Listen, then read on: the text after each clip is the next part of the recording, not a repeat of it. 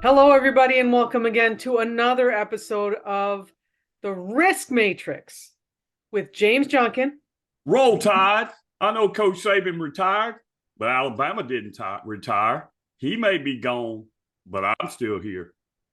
Good That's right, morning, and Dr. Martin. the team is too, and so they're rebuilding.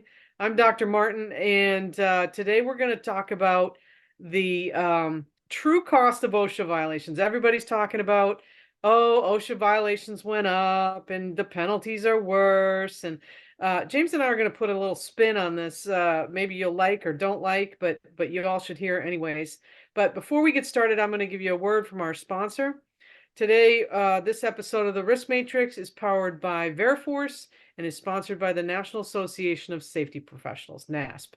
The National Association of Safety Professionals provides market-leading training and professional certifications to industry professionals in the environmental health and safety fields.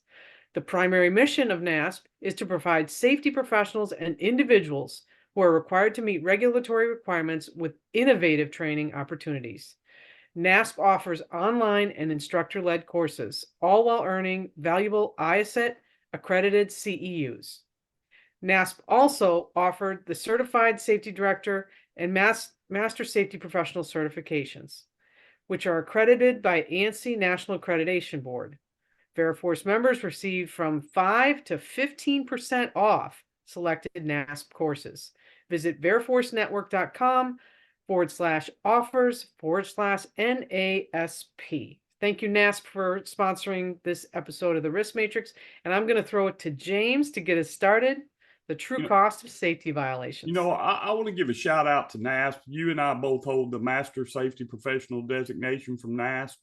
There are a lot of certifying bodies that are out there. We've got multiple certifications, both you and I, from various ones like BCSP, and then we've got certifications here and designations from NASP. NASP is a great organization. Their training programs are outstanding for things like confined space rescue, HAZWOPER, a lot of hands-on. So they're not just a certifying body. If you need training, this would be a great place to go, particularly for emerging safety professionals. As we get into some of these topics today about OSHA citations. And usually when we see OSHA citations, they come in the form of a response to things like incidents or programmed inspections, et cetera. And we're going to talk a little bit about that today, beyond just the monetary penalties that you receive from OSHA. So as of January 16th, 2024, OSHA penalties, the new penalties take effect. So OSHA's maximum penalties for serious and other than serious violations will increase from $15,625 per violation to $16,131 per violation. And when you get into the willful or the repeated violations, they're going to go up from $156,259 per violation to $161,323. Now that's a lot of money. That's a lot of money, right? So yeah, it's a lot of money, but yeah, you know what I'm going to say, James, blah, blah, blah. Okay. The percentage that they go up every year and everybody's posting about it on LinkedIn and they're saying, oh my goodness, the OSHA violation, the fines are going up. Oh, everybody be careful, beware. I mean, I listen, I didn't do the percentages on those, but 150,000, 160,000, meh. I mean, 3%. It's what? It's 3%? 3.25%. 3 point. Thanks for giving that to me because I'm not a math whiz, but I kind of look at that and I think, okay, inflation, whatever. Right. And I'm not trying to be cavalier about this, really. Don't get me wrong. I don't want anybody to get OSHA violations and get fined, but you and I are kind of on the fix it side of the spectrum. And if you think these fines are expensive, and that 3.25% is what you should be worried about, I'm going to say no. Oh, the risk to an organization goes well beyond just these penalties. Some people see get the safety religion, if you will, because they see the light, and others have to feel the heat, sort of like Right. church, right? Or, Some or people, both. or Or both, both, right? right? Both ends. You know, some people see the light, some people feel the heat.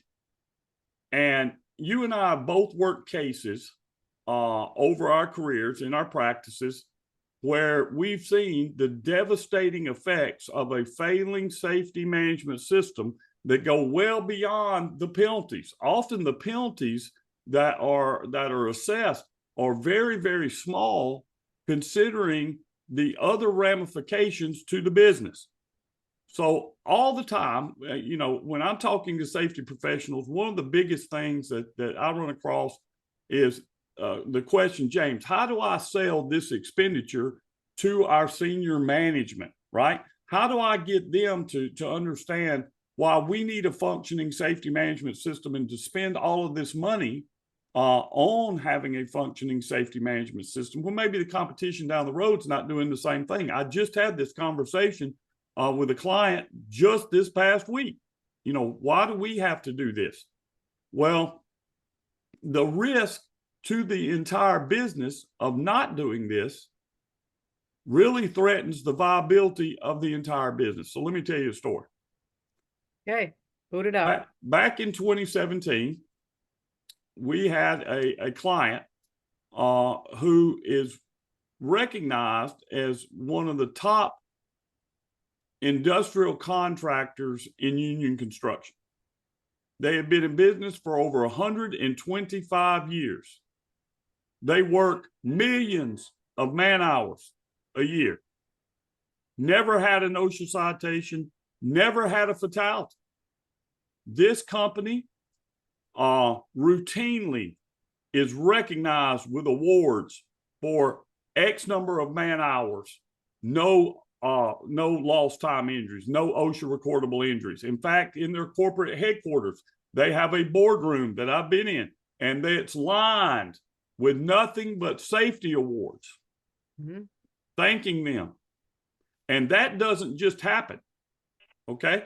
You don't just work in this type of industry where the boots get muddy and the metal meets the meat and do 400,000 man hours on a project and not have a single OSHA recordable without having a understanding, caring management team and one that has a functioning safety management system all the way down to the task level. Okay? Good company, recognized company. Then one night, they entered into a permit required confined space that had been reclassified to do a line break. When they did the line break, there was H2S in the line. It killed 2 workers, injured 4 others. Okay.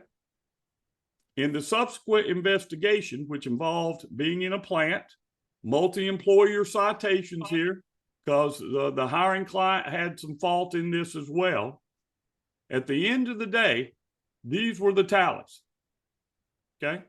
OSHA citations ended up being somewhere around $200,000. The settlement to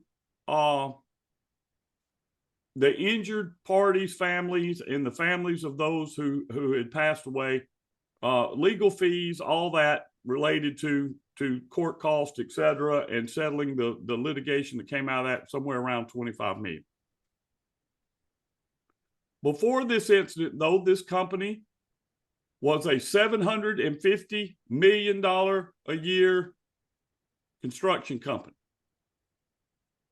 After this incident, this company lost half of its business opportunities.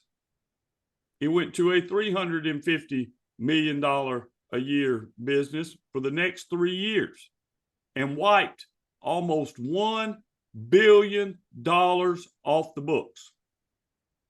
Now, I don't want to minimize the loss of life, the tragedy that those families felt at all. That's the number one cost of this incident.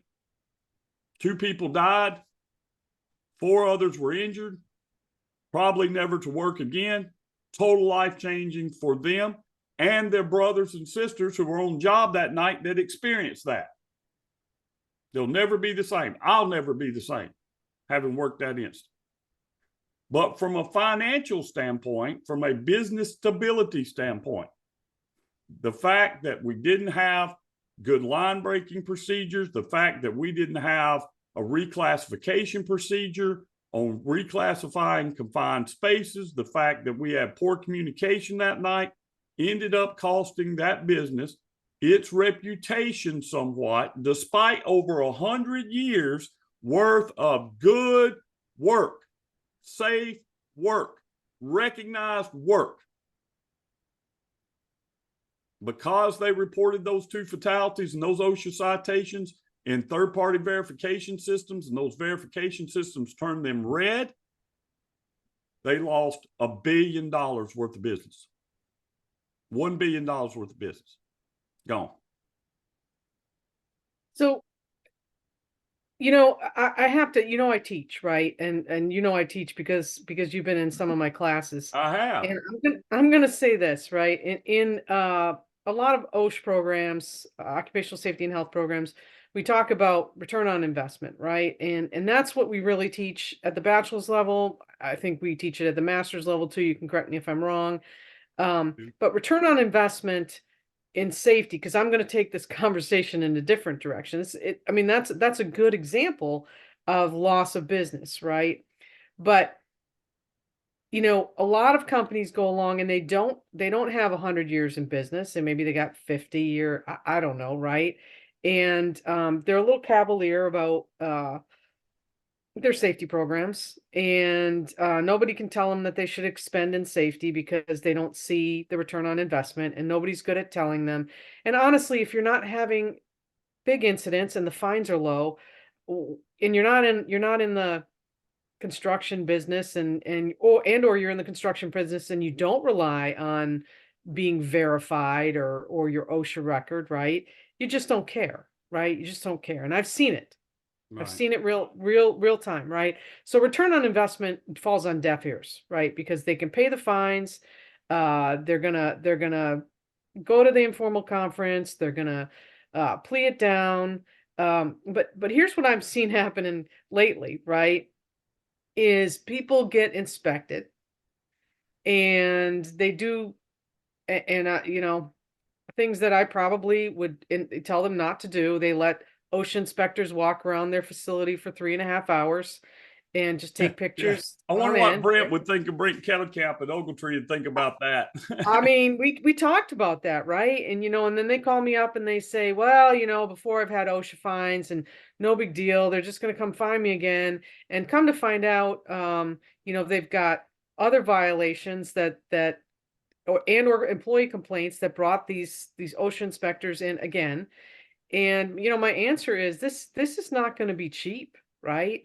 And they're like, well, what do you mean, Dr. Martin, this is not going to be cheap? And I'm like, if you think you're going to roll up in the informal conference and just get another slap on the wrist, especially if you're in an emphasis program, which one of my clients is, and they do work in that area, that's not really going to happen. And then they get mad at me, James, because it takes time and effort to roll back everything I can possibly think that OSHA saw when they walked through those doors and poked around for 3.5 hours, right? Then they're mad about the true cost of safety, which, by the way, when you're doing ROI, includes me and you to come in and do a good analysis, fix things, be proactive before an informal conference, and be able to show OSHA that they shouldn't get a willful.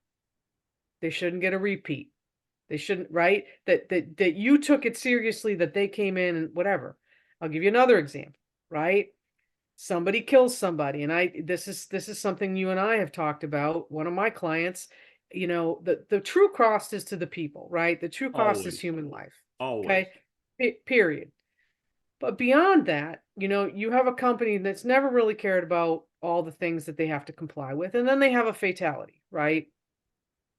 And in the case of another of my clients, they have a fatality, and they also have violations before, right? And they kind of move around, and they hire some lawyers also true cost of safety, right? Because you do something like that, you got to hire lawyers. And I'm sorry, Brent and the rest of you, but lawyers are expensive and they take retainers. And if things go on for a couple years like this did, it costs money. And then you fight and you fight and you fight and you end up under a settlement agreement, right? With the OSHA. They don't reduce the fines. You're under a settlement agreement, and now you're under criminal possible criminal punishment. Okay. Not my fault. Not my fault. I wasn't there. And they come to me or you and they say, help us fix this. Well, you know what? If you wait 2 years to call me and then you ask me to help you to fix it, it's more expensive, right? It's Yeah. just like if you hire a hack to do the job and then you hire me, it takes me to undo what somebody did. And then I've got to do the right thing, which also costs money. The So, cost I of mean, I don't, abatement is the cost always of more. abatement, right? And I'm not going to carry the cost as a consultant, but just like you're not going to carry the cost as a consultant, right? There's a risk there. There's a risk. There's a Right. risk to my business. There's a risk of reputation. There's a risk of being involved with an OSHA area office and being intimately involved in a settlement agreement. So, I mean, that's where I kind of want to take this conversation, because yes, there's a cost to the business, right? But there's a real cost when it comes down to criminal punishment. There's a cost to lawyers. Sorry, Brent. There's a cost of people like you and I to come in and fight, right? Fight against these things and fix things. And I don't think we teach, and I'm going to get back to teaching, right? I don't think we teach people about this particular aspect. This is an ROI.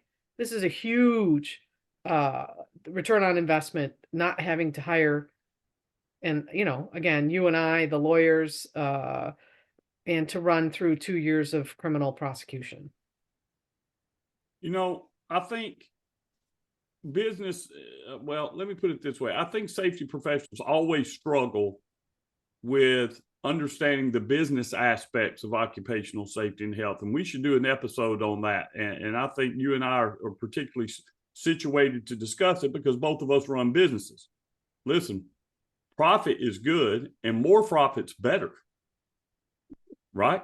Yes. We're here to bring workers home safe from high hazard jobs, but we're also a business that has to have a return to our shareholders. Everybody goes to work to make money, but sometimes in safety, we have this compliance mentality sometimes, and we know what the rules are. We want to get workers home safe from their jobs to their families. We don't want OSHA citations. We don't want serious injuries and fatality incidents. But that has to meld within a safety management system that fits within the business itself, right? But there are financial considerations. No one has unlimited resources. That's right. But what I've seen is not companies with a lack of resource ending up in these situations. It's either they don't know or they don't care, right? Yeah, I think that up front they don't know and they don't care, and then by the time they care, and I'm just going to speak for myself, right? I'm an expensive pony to ride, okay, or I'm an I mean, I like to say I'm not a cheap date, but I try to be a good one. okay, right, and again, and I'm good, and these clients that I mentioned, I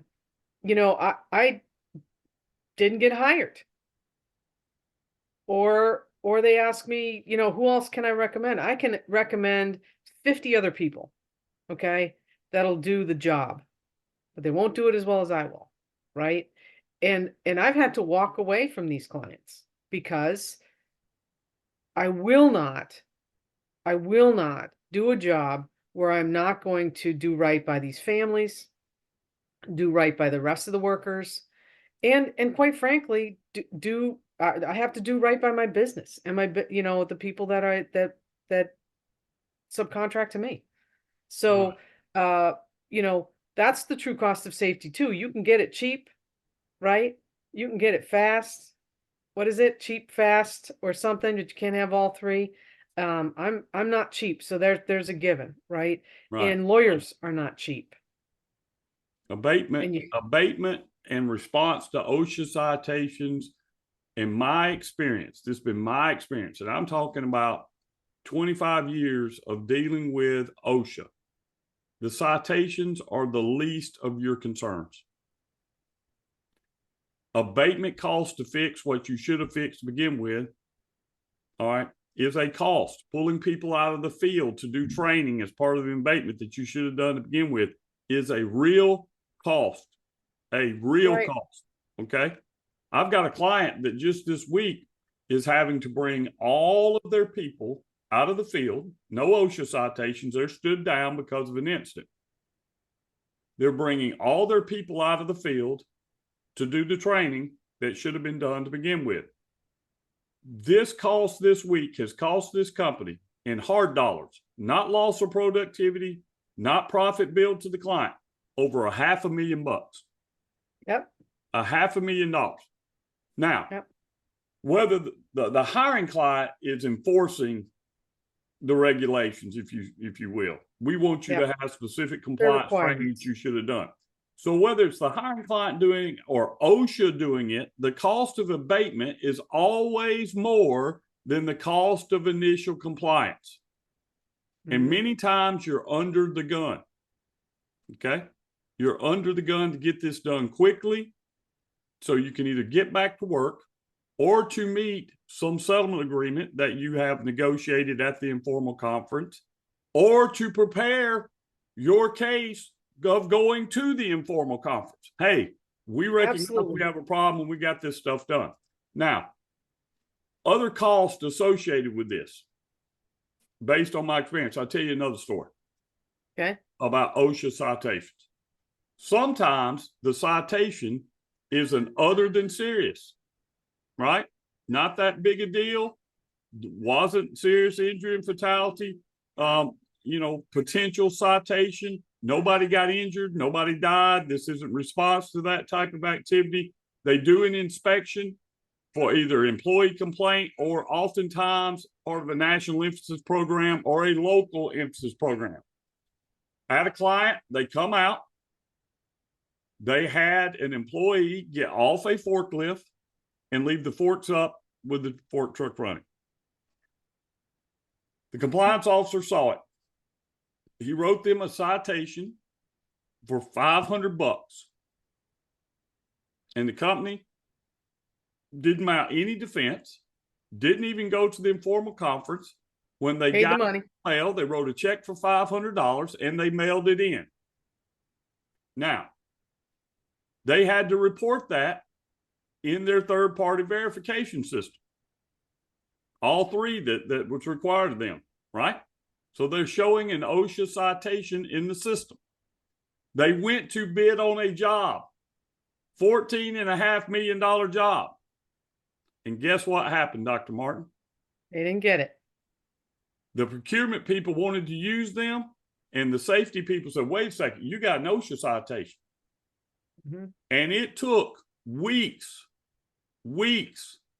of me representing them, and I was glad to do it. Writing letters, going to meetings, investigations, explaining, bringing the citation, meeting after meeting after meeting, well exceeded the $500. Eventually, they were able to get a waiver to get on site. But even an other than serious OSHA citation can cost you business opportunities. Okay, well, cost you the opportunity to have a big bill in abatement. Let's get away from verification systems, right? Because there are plenty of people that aren't in verification systems, mainly manufacturing, and I've had people in the past that they get a citation, they go, oh, so what? So what? I'll just pay the fine, or they'll slap me, or I'll get it plead down, and it's other than serious. Okay. Right. And then OSHA comes back and they're still doing it. Now what? Well, now we're talking about repeat. We're talking about repeat, right? And then OSHA comes back. Now we're talking about willful, right? Now we're just stacking them up. And eventually, you not only need you to write letters and go to informal conferences, but there's now it's running up the chain and they are requiring, and they're coming back more often and they're looking at more things. And I just want to go back to this individual that let people walk through the business for hours and hours. Don't do that. I think we talked about that with Brent, Yeah. right? We just reran Brent stuff. If they come to look at something, then they come to look at something and you take them to look at that something. You just don't let them in and just kind of look around, right? Because more often than not, if they've been there before, they're looking for that and more things. So, I mean, I don't want to beat a dead horse here. But this is something that has been in my craw and your craw probably pretty prominently over the last several months.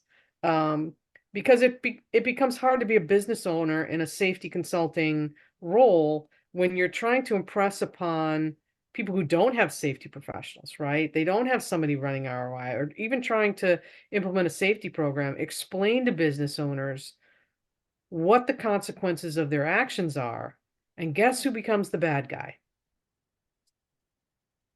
You know who the bad guy is, right? Because they don't have they don't have a safety professional. Their lawyer is kind of, oh, we're gonna help, we're gonna help, we're gonna help, and then you and I roll up at the door, and we're like, this is this is the real cost of safety. Surprise. And Oh yeah.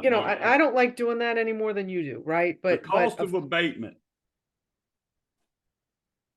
in training, in policies, in implementation, in site visits, site inspections. visits for verification is tremendous.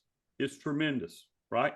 So I want to shift focus a little bit to the other side of this, because a lot of times I'm talking to the contractors in these shows, right? I live in the contractor world, but I also live in the hiring client world. Yep. Where the hiring client, it has a different perspective when it comes to risk related to what goes on within the supply chain. As a contractor, I'm trying to keep the hiring client happy so I can continue to get work. However, hiring clients, their risk really comes down to really twofold risk when it comes to OSHA citation. It's business reputation. The other people want to continue to buy their product and services, right? And investor risk. Do people want to continue investing in companies that are showing these multiple OSHA citations, fatalities, violations of forced labor and child labor laws, things of that nature? If you don't think that'll affect your stock price, hey, just Google it. There have been Forget stock price. organizations. Forget stock price. Even small businesses that they someday want to sell. Try to sell your business when there's that risk there, right? And that becomes a big issue for these people who've been in business 40 and 50 years and their kids don't want the business, or there is nobody else to take over. And now you got to sell, and you got these black marks that you didn't care about, but a buyer does. A buyer Absolutely does, they do. right? Absolutely. And they care about it in the price that they want to buy your business from you. That'd be an interesting study. I could shoot some numbers out there anecdotally based on some experience, but that'd be an interesting study to look at companies that have multiple OSHA citations that sold to someone else and what the factor was in for the the actual evaluation. sale, in the valuation of the company. Right. How much more was the company devalued because of that? So, a lot of people that listen to us are safety professionals, they're in the risk management aspects of the business. Right. Whether they're a small company that's family owned, and I love family owned companies. We're a family owned company. You're a family owned company. This country is built on family owned companies. The company that we're representing here, Veriforce, their legacy companies were family owned companies. That's right. That's right. But sometimes when we talk about family owned companies, there's a lot of things that go on in a business owner's mind, and there's a lot to do to build a business. There's a lot to do to build a business. You have a lot of things going on, and balancing cash flow is one of them, right? So you've got to get new business. You got to operate the business that you got. You got to hire new employees. You got to get money in. You got to get money out. You've got to manage the safety aspects of this sometimes. And I think some business owners are blind to the fact of these OSHA citations and penalties that are associated with that and the effect that can have on your business. Now, I've got a case right now. Yeah. Okay. Right now. I'm going to have to cut you off soon, James, because we're going kind of long in the tooth on this one. All right. Let's talk about how to fix it. Okay. What you need to do if you've received an OSHA citation. The penalties are what the penalties are. I've got a case right now, and I recommended to them the same thing I recommended to that client back in 2017 that I'm recommending to everybody that's listening. Once this stuff's over with, you have to deal with the realities that you have been cited. That's Go right. see your customers. Oh my goodness. Yes. Okay? Go see your customers, sit down and explain to them the incident. Okay.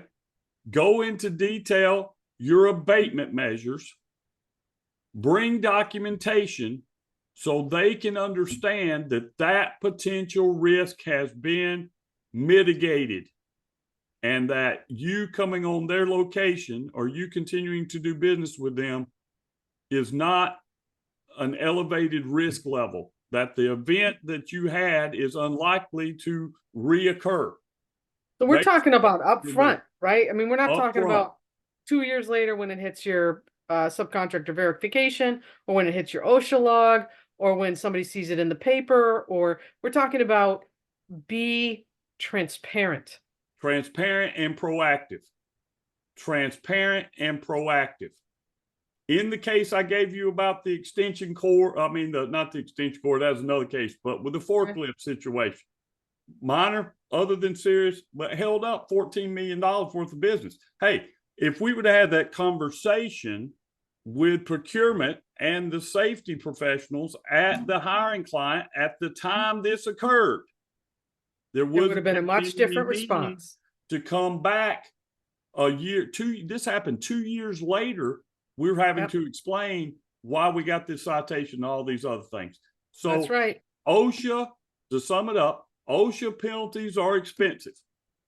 But what's more expensive is the cost of abatement and the lack of communication to your hiring clients.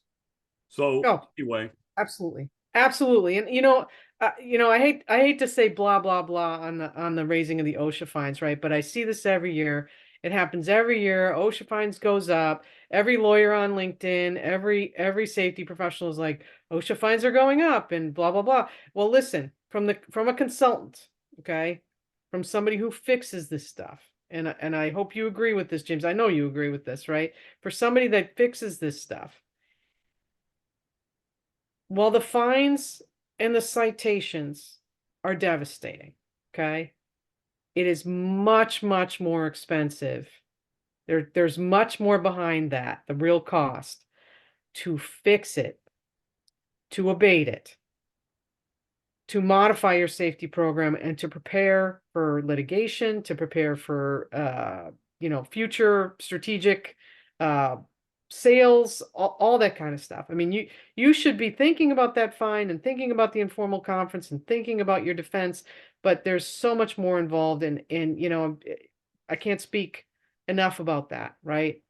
And I hate being the bad guy, but a lot of times you and I end up being the bad guys, right? Well, I'd say this related to that. A lot of our practice is coming in after incidents.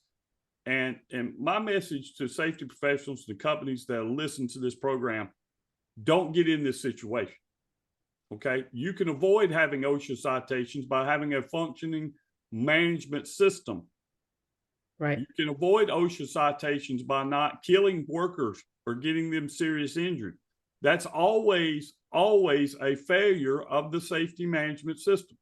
So from my aspect, and I'll echo what you said as we close this out. Yeah, OSHA citations are going up. You know what else goes up? The cost of abatement. And it's not always commensurate. Sometimes it's a lot more. That's right. So If you're a struggling safety professional in the practice of safety and you're trying to get people to invest in your organization and your safety management system, hey, good safety is good business. It's good business because there are a lot more costs to the business than just the penalties, reputational costs, loss of business opportunities, and the cost of abatement. Remember, company I represented way back when wiped $1 billion off the books. What was the ramifications of that? People lost their jobs all the way down to the employee level. Yep. So it takes all of us together to have a functioning safety management system. You want to avoid all of the negativity that Dr. Martin and I talked about today. Invest in your safety program. You'll get a good return on your investment. And think about the direct cost and the indirect cost of a failing system. And it's not just the penalties that you receive from OSHA. Right on. And James, I want to thank our listeners again for listening to us, both on Spotify and on YouTube through the Veriforce network who powers us. And thanks again to all you for listening to this program. Listen to our other programs. And if you like us, James, go over there on YouTube, hit that like button, smash that subscribe button, get notified when episodes drop. Every Tuesday, we'll have an episode of the Risk Matrix that comes out on both YouTube and Spotify. We appreciate all of our listeners. In the comment section down in the YouTube channel, you can reach down in there and let's have a discussion. Reach out to me and Dr. Martin on LinkedIn. We love to debate. We love to discuss. I learn more from our listeners, and they probably learn from me. But thank you for watching and participating in the Risk Matrix, and y'all keep bringing those workers home safe from these high hazard jobs.